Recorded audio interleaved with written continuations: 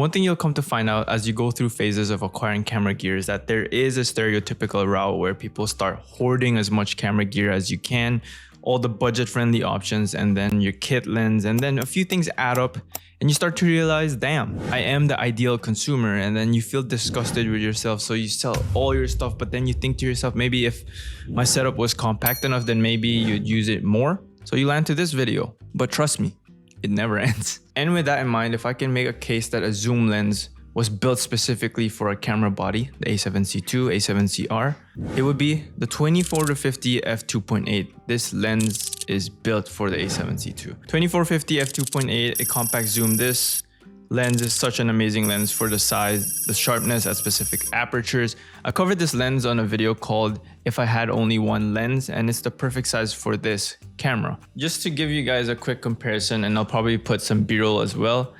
Here is the 24-105 f4, and this is the 24-50 f2.8. You get extra range with the 24-105, obviously, but for the compactness of this all-around lens, I think it's really hard to beat if you're putting this on the A7C II or even the A7CR. Instead of giving you guys a lot of the technical spec sheet blurbs that a lot of the review people do, I'm just gonna give my use cases and how I've been using it, because I think that's the most important part, is that how you use a lens is more important than the specs surrounding it. Well, the specs are important, but if you don't use it to the capabilities that you think you can use it, then it doesn't really matter.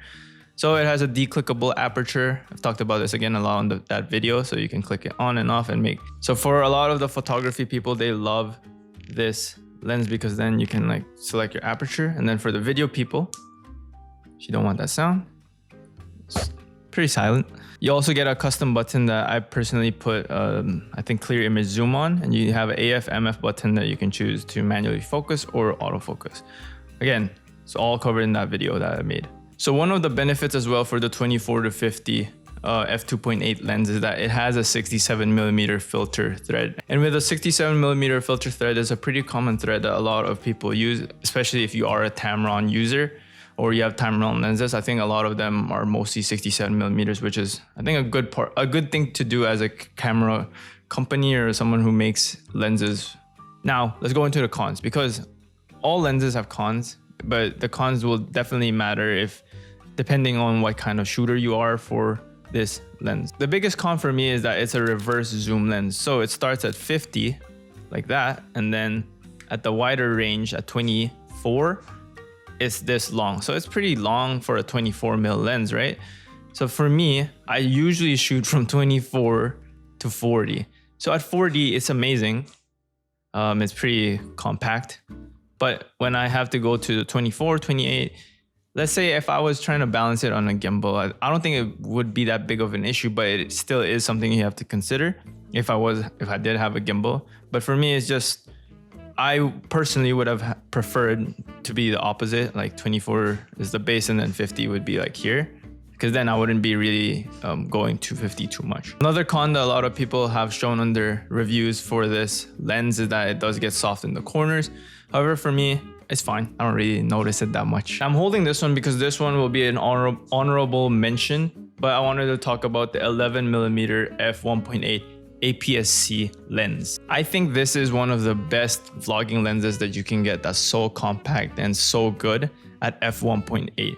It's basically my dedicated vlog lens. The benefit to this lens is you can get this wide field of view that really captures so much information in the back and has that really unique feel. It'll get a bit distorted at the corners, but that's expected for such a wide lens, 11mm f1.8.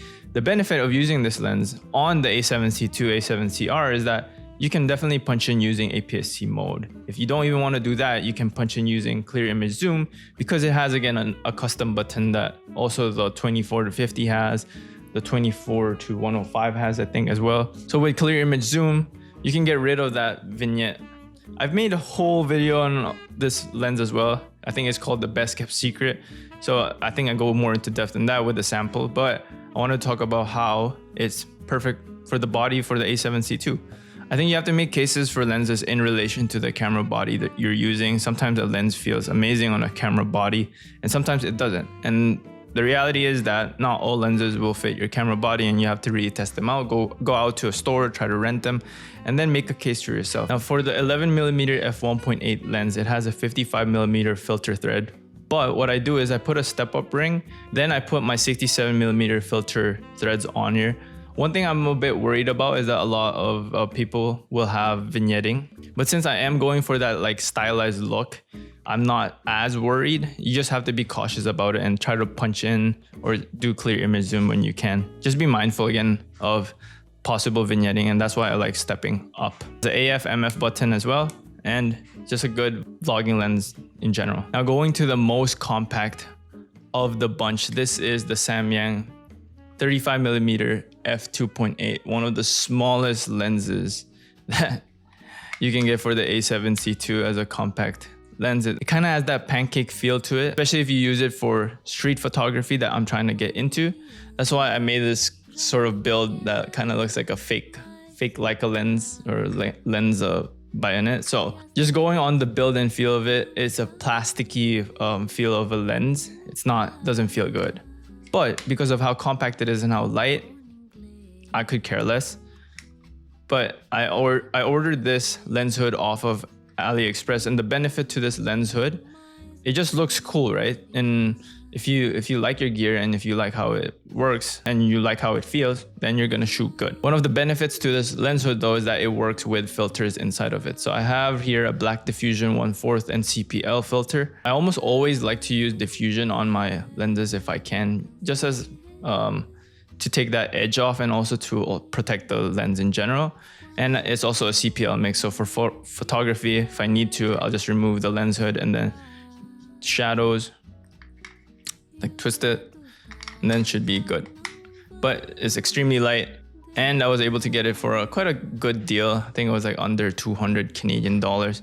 But I think that was still expensive for how old and how used this camera was. Now let's go into the cons, as obviously there are cons to every lens. The cons of this lens is that it's not as sharp as, for example, a 35mm f1.8 from Sony, or a 35mm f2.8, or the 40mm f2.5. But you're paying that compromise through the size of the lens because of how portable it is and how like tiny it is. I honestly also just wanted to make a video on how cool it looks because I don't see a lot of people building the Samyang 35mm f2.8 and having this. So I just wanted to be like one of the first people to show this build.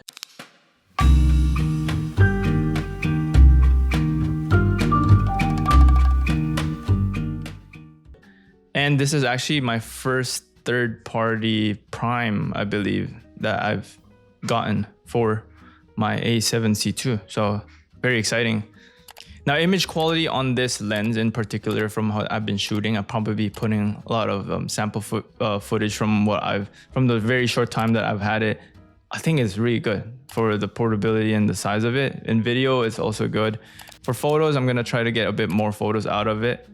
But again, as a sort of street photographer build, this is one of the most compact lenses you can get and one of the most fun ones. Now, if you're on the other side of the spectrum trying to make a case for having big zoom lenses on your A7C II, A7CR, I got you covered as well. It'll probably be in one of these, and if you click on there, I'll see you guys there when I see you.